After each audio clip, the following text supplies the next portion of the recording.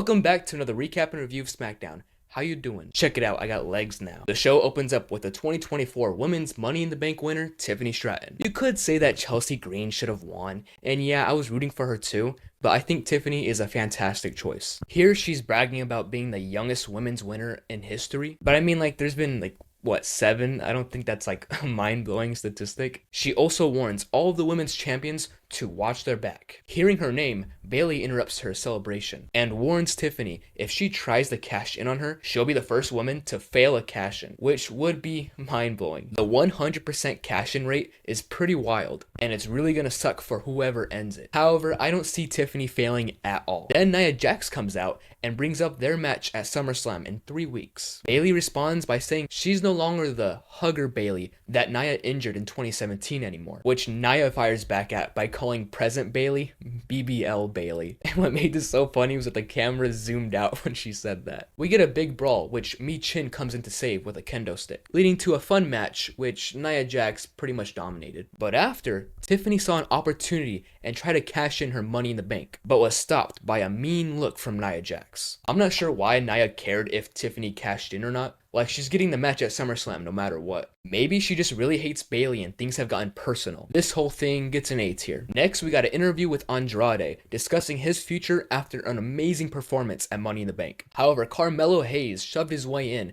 to demand some attention, which Andrade responds by saying he's next, Goldberg style. And we actually got this match approved for next week, which will definitely be a banger. Baron Corbin. So tonight he teamed up with Apollo Crews to take on Legado del Fantasma. Okay.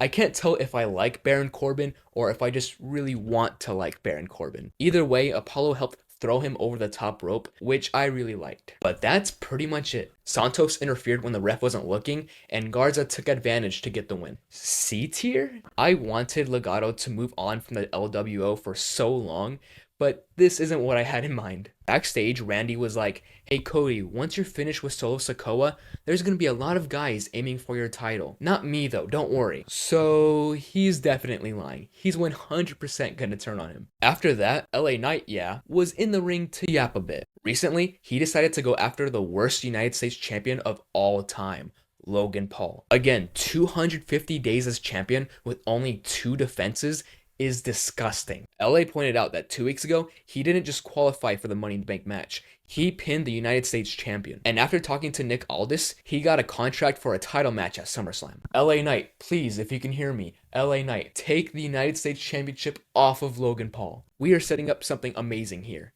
S tier. Then before her match, we got a video package of Blair Davenport telling me that I'm not successful because I'm not good enough, and that she's taken my spot. She might have been talking to the other women on the roster. I don't think I'm supposed to be wrestling Naomi. And after all that talk, she got demolished in this match. Naomi just didn't let up. I kept thinking, okay, here is where Davenport is really gonna turn things around. But it never happened. She got lost in the sauce and Naomi pinned her for the 1-2-3. I didn't like this. It was great for Naomi, I like her, but there was nothing here for me to like about Davenport, which is extremely needed. D tier. Well, backstage, she did pretend to show respect to Naomi, but then immediately attacked her like 3 seconds later.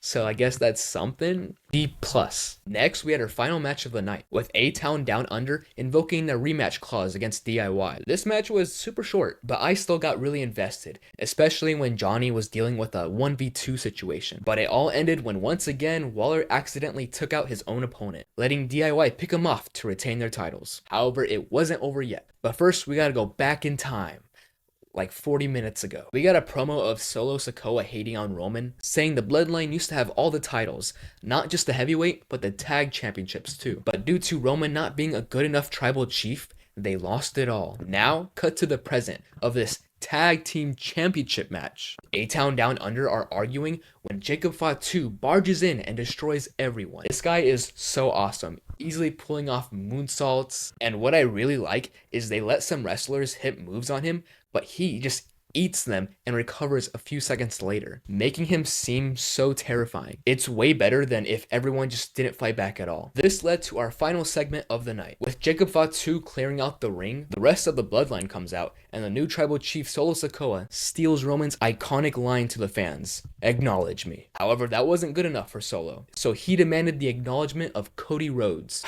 And guys, listen. Is Cody Rhodes stupid? How many times of getting jumped is it gonna take for him to learn that going in alone is a bad idea? He says, I know we're having a match at SummerSlam, but I want to fight right now, with the whole bloodline surrounding him. So of course he's getting demolished, and Randy has to come in and try to save him. But since they're still outnumbered by twice the amount of guys, he gets laid out too. Okay, so it was cool that they forced Cody to watch them put Randy through a table, which was sad. But for the final segment of the show, I really wanted something, new. B tier. Man, after that, Cody Rhodes deserves to get turned on by.